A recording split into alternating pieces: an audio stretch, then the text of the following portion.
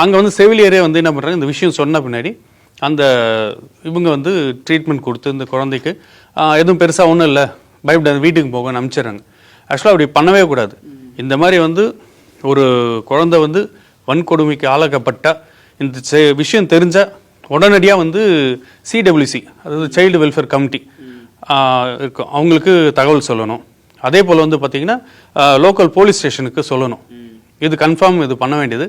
இது பண்ணலைன்னா அவங்களும் குற்றவாளின்னு தான் அர்த்தம். ஸோ இவங்க எதுவுமே இது பண்ணலை. இவங்க வேறு வழி இல்லாமல் சரி குழந்தைய கூப்பிட்டு வராங்க. குழந்தை பேசலை, ஒரு பயந்தபடியே இருக்குது. அதுக்கு நடந்த விஷயத்தினால அது என்ன பண்ணுறதுனே தெரியாமல் ரொம்ப இதுவாக இருக்குது.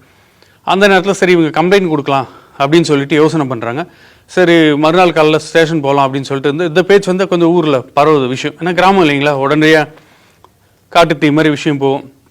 அப்போ அந்த ஊராட்சி மன்ற தலைவர், அப்புறம் அந்த ஊரில் பஞ்சாயத்து ஆளுகள்லாம் இருப்பாங்க, ஒரு சிலர் கொஞ்சம் முக்கிய பிரமுகர்கள்லாம் இருப்பாங்களே, அவங்களாம் என்ன பண்ணுறாங்க, வந்து இவங்ககிட்ட பேசி நீங்கள் வந்து வெளியெல்லாம் சொல்லாதீங்க, நீங்கள் வெளியே சொன்னீங்கன்னா அந்த விஷயம் கம்ப்ளைண்ட்லாம் போச்சுன்னா நம்ம ஊரோட பேர் கெட்டு போயிடும், ஊரோட மானம் போயிடும், நாளைக்கு அது வந்து குழந்தையோட எதிர்காலத்தை பாதிக்கும் அப்படின்றாங்க. சரி வேறு வழி இல்லாமல் இவங்க வந்து படிக்காதவங்க, ஊர் எதிர்த்து எதுவும் பண்ண முடியாது, ஒரு பட்டியல் சமூகத்தை சார்ந்தவங்கன்றனால இவங்க யோசிக்க கூட அவங்களால இது கிடையாது. அப்புறம் என்ன பண்ணுறாங்க, ஏன்னா பெரிய வசதியும் கிடையாது, கூலி வேலைக்கு தான் போகிறாங்க அவங்க. ஆனால் இவங்களுக்கு வந்து ஏழை தான், ஆனால் கோழை கிடையாது.